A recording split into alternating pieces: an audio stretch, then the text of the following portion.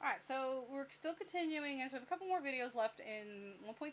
We're getting close to being done with 1.3. It's a big section because it's about functions and graphs and domains and things like that. So the last thing we're going to look at is we're going to introduce the graphing calculator and graphing stuff, and we're going to do by hand and using the calculator, so we're going to do both. And we're going to go back to talking about, remember, there are three ways to represent a function. Alright, verbally, which a lot of times is a description, either in an application or has to describe it.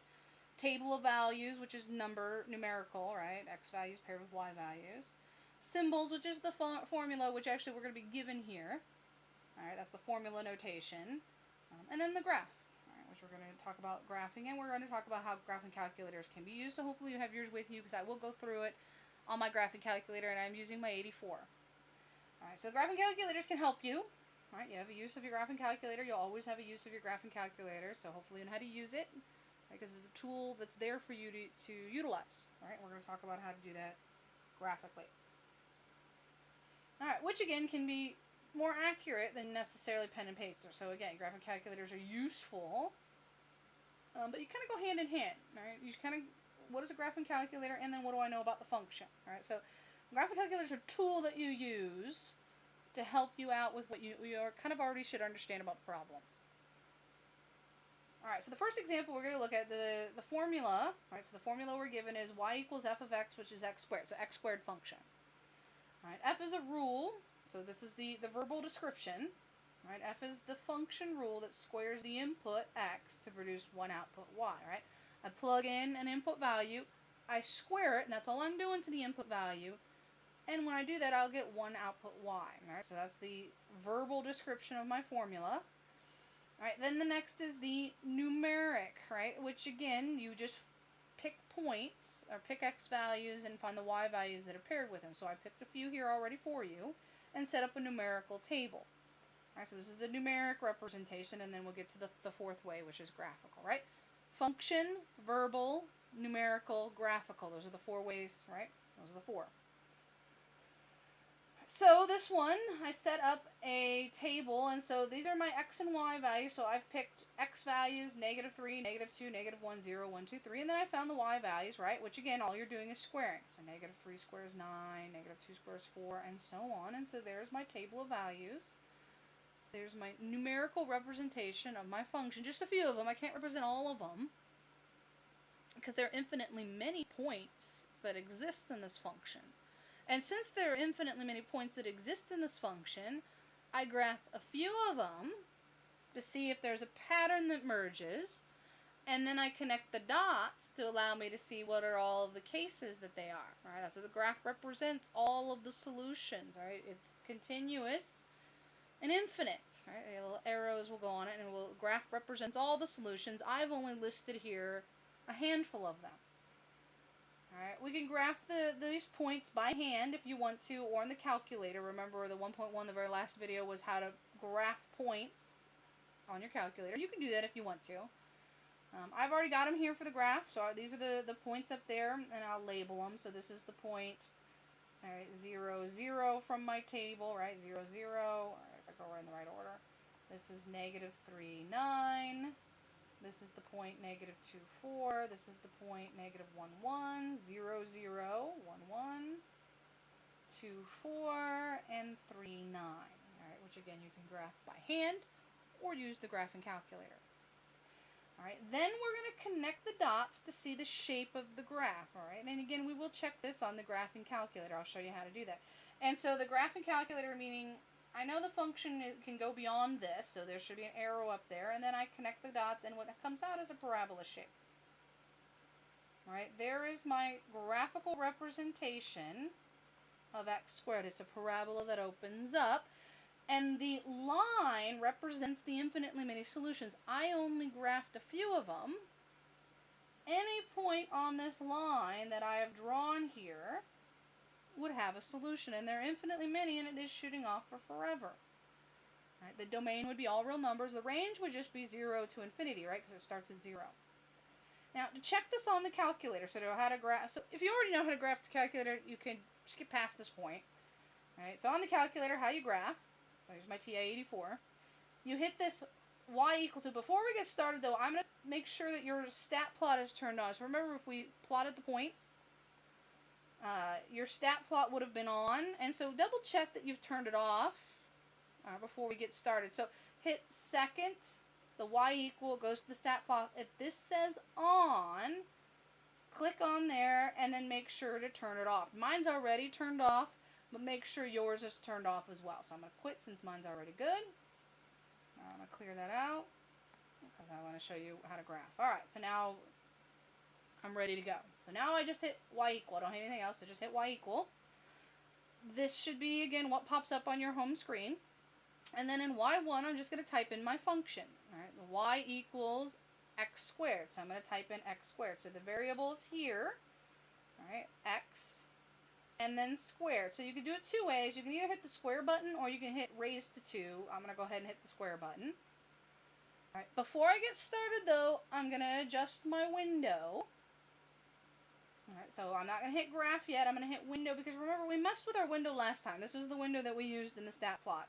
And so what I'm going to do is I'm going to change it back to a 10 by 10. So you can either rewrite the numbers 10 by 10 or what you can do is you can hit zoom. And then if you go down here to 6, zoom standard, and a lot of times I'll say that. I'll say make it, when you graph it, do it in a standard window. And so if you hit 6 under zoom, so zoom first, and then hit 6, it'll set it up in a standard window, which is a 10 by 10 window. Right, if you go back into window, it showed you, it changed it to a 10 by 10. Alright, and then it graphs it for you. So I'm going to go back to my graph. So there's my graph. There's my parabola that's opening up. Alright, and again, it verifies that my shape was, again, it starts at the origin, and it's a parabola that opens up. So that's graphing it on your calculator. Oops. Back to my notes.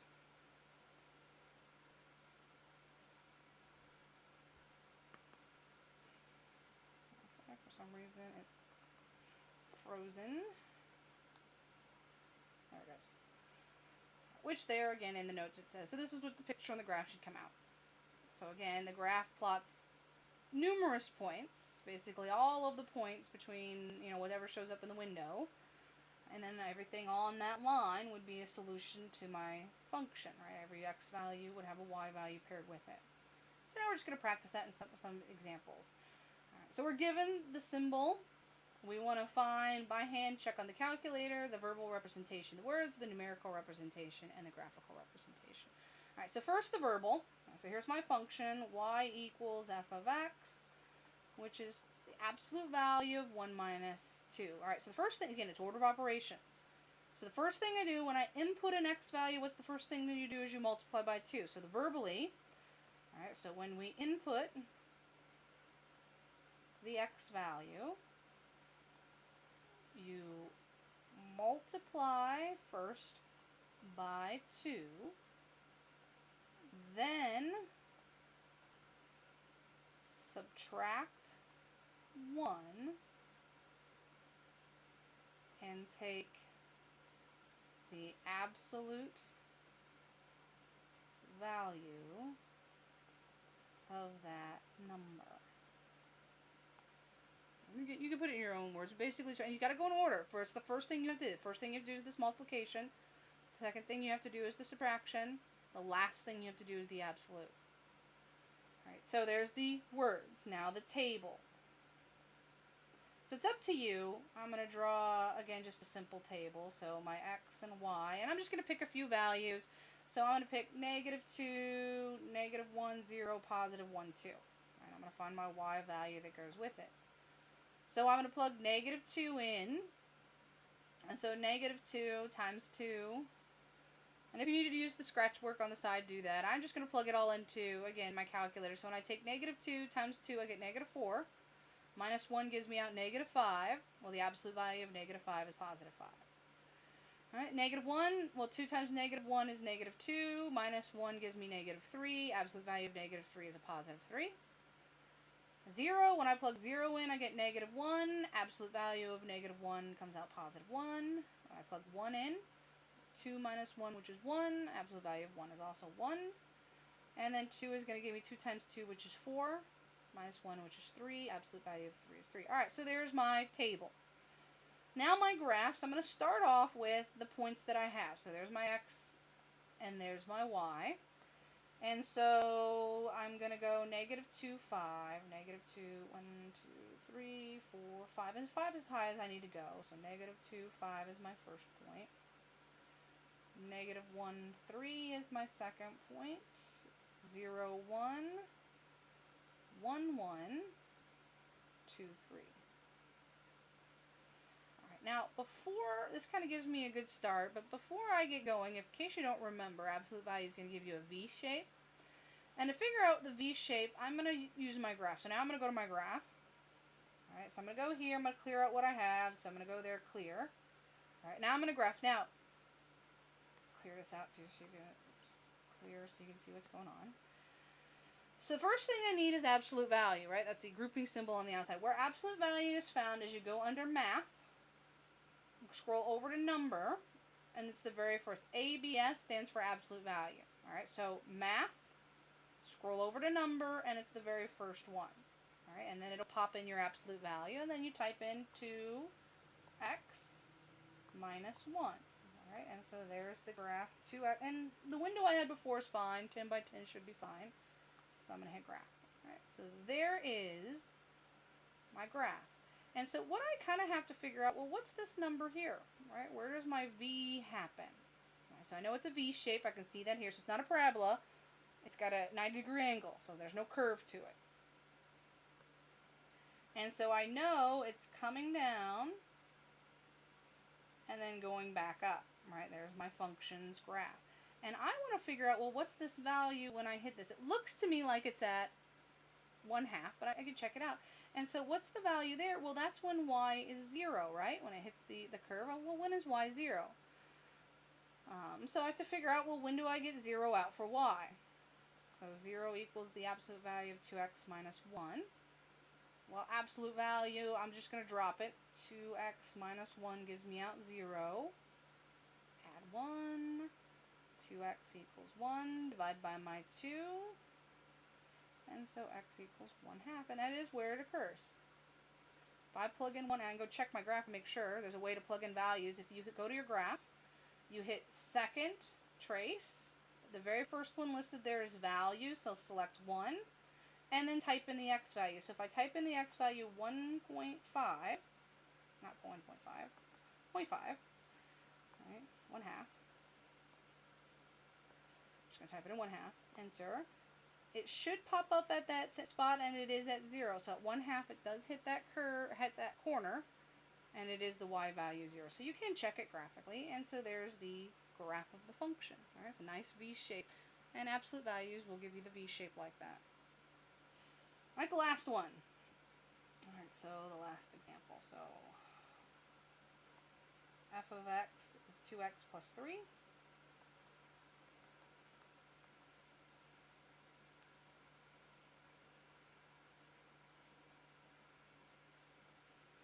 So first the verbal description or the written description. So we input the value for x, and then we multiply by 2, then add 3. However you want to word it. So first thing we do is we put the value in for x, we multiply that value by 2, and then add 3. Alright, now the table. And if anybody knows this is a line, we'll talk more about lines. Again, there's a whole section we talk about lines. Alright, this is just, again, practicing kind of graphing and points and stuff. Alright, so again, I'm just going to pick a few. I'm just going to pick 3 values this time. -1, 0, and 1. So when I plug -1 in, my y value is 2x plus 3. And again, I'm just going to do it. You can plug it in your calculator. I'm just going to do it verbally. So 2 times -1 will give me a -2 plus 3. -2 plus 3 comes out +1. Right, when I plug 0 in, well, that zeroes out and leaves me with 3, so it's 0, 3. When I plug 1 in, I get 2 times 1, which is 2, plus 3, which is 5. Alright, so there's 3 points. I'm going to go to graph them. And this one I'm not going to check on the calculator, but you can. It comes out to be a straight line. Right, this is a linear form. So -1, 1 puts me the first point there. 0, 3 puts me there. And 1, 5 puts me up here. Right, and it is is a straight, I'll try to draw it as straight as I can on my tablet. And there's my function f of x. Alright, it is a straight line. If you graphed it on the calculator, which again I suggest you practice doing, it should come out a straight line that looks like that. Alright, so that is the numerical, graphical, verbal description of a function. The very last thing from this section is then, okay, we've been talking about functions. We've learned how to graph functions, talk about functions, find domains and ranges of functions. And so the last thing in this section is, well, when can I determine when something is a function or just a relation that's not a function? Alright, is it a function or not a function? And so that's the next video.